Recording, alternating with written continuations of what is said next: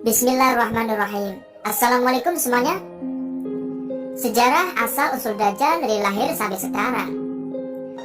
Dajjal ialah makhluk yang sangat besar, tinggi, bahkan saking tingginya ada yang mengatakan bahwa makhluk ini sampai menjulang ke langit.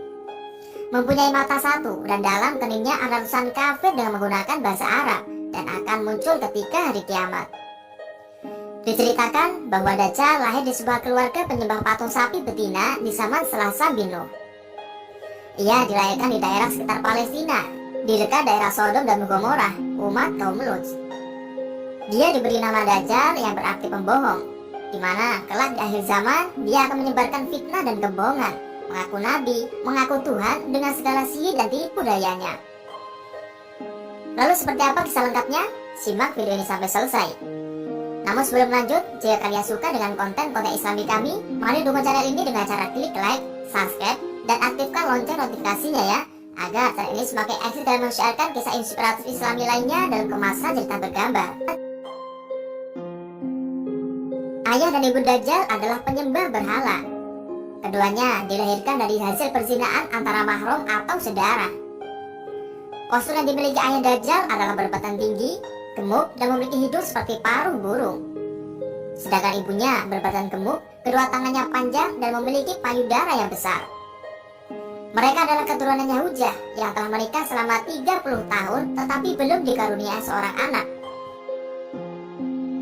Dahulu, mereka menyembah sebuah berhala patung sapi betina. Sebenarnya berhala itu bukan sekedar patung biasa, melainkan ia adalah syaitan durjana yang menyerupai dirinya seperti patung sapi betina itu. Mereka menyembelih binatang untuk dikorbankan kepada berhala-berhala itu, yang sebenarnya dipersembahkan kepada setan, beserta minum arak yang dihalurkan setiap hari. Pada suatu malam, kedua suami istri ini seolah-olah mendengar dari suara patung sapi yang mereka anggap sebagai Tuhan mereka. Kemudian patung tersebut memberitahukan kepada mereka bahwa sang patung telah meridhoi mereka dan akan memberikan mereka seorang anak. Mereka menyangka itu adalah sebagai tanda bahwa Tuhan mereka merestui apa yang mereka lakukan agar mereka diberi anak laki-laki.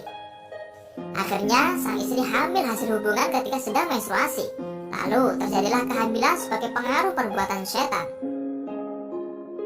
Sesungguhnya jin dan setan tidak dapat mengetahui apa yang terjadi. Semua itu karena kehendak Allah Subhanahu wa Ta'ala. Mereka juga tidak tahu apakah janin itu laki-laki atau perempuan. Namun, jin dan setan mengetahui keinginan sepasang suami istri itu yang menginginkan seorang anak laki-laki. Karena itu mereka memperdaya kedua manusia penyembah berhala itu seakan-akan mereka yang memberikan karunia anak dan meminta korban-korban sesembahan. Demikianlah yang diperbuat setan. Setelah berbulan-bulan mengandung, akhirnya perempuan itu pun melahirkan anak lelaki yang bernama Dajjal, yang selama ini mereka idam-idamkan selama 30 tahun. Tetapi sayang, anak yang baru lahir itu cacat kedua belah matanya sejak lahir. Yang anehnya lagi, bayi itu suka tidur malam dan siang, serta amat jarang bangun untuk menghisap air susu ibunya yang berbadan besar.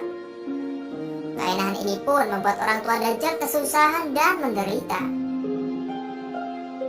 Bahkan Rasulullah SAW bersabda bahwa anak itu sangat membahayakan kedua orang tuanya dan juga umat manusia. Karena anaknya sejak lahir diam saja dan tidak bergerak dan tidak menangis sebagaimana layaknya bayi pada umumnya. Maka karena itulah ibunya tidak dapat menyusuinya, sehingga ibunya terkena penyakit keracunan akibat tertahan air susunya, sehingga menyebabkan dia akhirnya meninggal dunia. Sang ayah pun juga merasa demikian. Adapun kesialan yang dibawa Dajjal bagi ayahnya ialah setelah kira-kira selama 4 tahun. Dajjal hanya diam dan tidur saja sejak kelahirannya. Pada suatu malam, ketika orang tuanya tidur, Dajjal bergerak merangkak, kemudian berdiri untuk berjalan dengan kedua kakinya. Sudah tentulah itu perbuatan roh atau jin setan, di mana kedua mata anak lelaki itu cacat, sehingga mudah dirasuki oleh setan yang bersemayam dalam patung sapi tersebut. Dajjal lalu berjalan ke arah patung-patung berhala, kemudian tidur di sisi patung itu. Sang ayah pun bangun keesokan harinya dan mendapati anaknya tidur di pangkuan patung Tuhan mereka. Ia mencoba memahami apa yang terjadi. Kemudian ayahnya memanggil tetangganya dan berita itu pun menyebar luas. Penduduk sekitar berbondong-bondong datang untuk menyaksikan hal tersebut. Kemudian hakim kota mendengar dan ingin memiliki anak itu yang dianggap dapat membawa keberkahan. Maka diutusnya mata-mata untuk membuat siasat. Maka dihadapkanlah ayah Dajjal kepada hakim kota dan dipaksa untuk mengaku bahwa kabar berita itu adalah hasil rekayasa dirinya semata. Karena itu ayah Dajjal dipaksa untuk mengaku bahwa dirinya lah yang telah mengangkat anaknya dan menaruh di pangkuan patung sapi tersebut. Karena ayahnya Dajjal menyangkal tuduhan itu, ia dipenjara dan disiksa. Sementara Dajjal diambil oleh hakim kota dan dirawat dalam istana. Dalam menghadapi siksa di dalam penjara, rupanya ayah Dajjal tidak kuat lagi, maka terpaksa ia mengakui kebohongan itu. Setelah ia mengaku, ayah Dajjal lalu diusir. Maka tinggallah ia sebatang kara karena anaknya telah disita oleh tuan hakim kota. Dalam keterasingannya itu, maka meninggallah ayah Dajjal dalam penderitaannya. Setelah berada di dalam istana selama kira-kira 1 tahun 1 bulan, penduduk itu dilanda bencana dalam kegelapan. Allah SWT telah memusnahkan negeri itu, dan ia memerintahkan Jibril menyelamatkan anak itu dan membawanya ke sebuah pulau terpencil yang terletak di suatu lautan luas yang disebut Laut Yaman. Pulau yang didiami oleh Dajjal dikenal dengan nama Jazirah As-Su'ban Ar-Rahib Mu'adzabah Al-Halbah, yakni sebuah pulau yang terdapat ular mengerikan dan hewan berbulu tebal. Hewan melata yang berbulu lebat inilah yang telah menjaga selama Dajjal mendiami pulau itu. Hewan ini disebut sebagai Al-Jassasa. Pulau itu berukuran kecil, bagaikan tumpukan bebatuan. Pulau itu terpisah dari gugusan pulau-pulau yang banyak jumlahnya. Dan Dajjal sepanjang hari, sepanjang tahun selalu tidur layaknya penghuni gua. Dikisahkan, Dajjal sekarang dalam kondisi terbelenggu rantai besi dan kelak akan muncul menjelang akhir zaman dengan segala fitnah dan tipu dayanya. Rasulullah SAW pernah berpesan.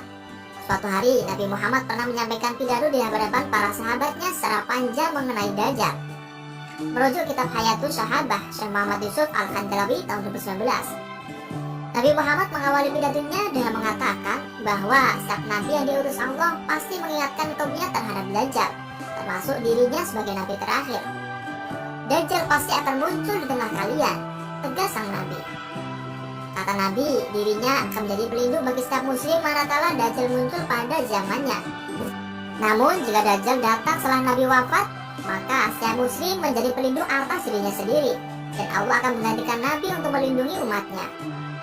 Nabi Muhammad juga mengingatkan agar umat muslim tetap memegang teguh keimanan dan keislamannya, tidak mengikuti apalagi meyakini apa yang disampaikan Dajjal, karena sungguhnya surga Dajjal adalah nerakanya Allah, dan nerakanya Dajjal adalah surganya Allah.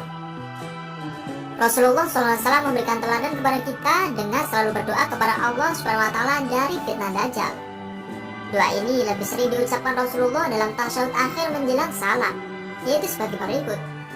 Allahumma inni a'udzubika min azabi jahannam wa min azabil qabri wa min fitnatil mahya wal mamas wa min syarri fitnatil masiihid dajjal. Yang artinya, ya Allah, sesungguhnya kami berlindung kepadamu dari siksa jahanam, dari fitnah kubur, dari fitnah kehidupan dan kematian, dan dari fitnah Masih ad-Dajjal. Hadis riwayat Muslim dari Anas dan Abu Hurairah. Nah, dari kisah ini semoga bisa menjadi teladan dan inspirasi bagi kita semua. Amin. Mari kita membaca sholawat kepada Rasulullah SAW. Sholawat Nabi Muhammad, Allahumma sholli wa sallim alaihi. Jangan lupa subscribe channel Muhtadil Anwar ya. Wallahu a'lamu bishawab wal muradi. Terima kasih telah menonton video ini. Jika ada kesalahan dalam penulisan secara di atas, kami mohon maaf yang sebesar-besarnya, dan mohon meluruskan lewat kolom komentar ya. Jangan lupa tinggalkan jejak dengan cara klik like, subscribe, komen, dan share video ini sebanyak-banyaknya ya, agar channel ini bisa mencapai 1 juta subscriber dan semakin eksis dalam menyiarkan kebaikan. Amin. Saya Farid, wallahul muwaffiq ila aqwamit thoriq. Wassalamualaikum warahmatullahi wabarakatuh.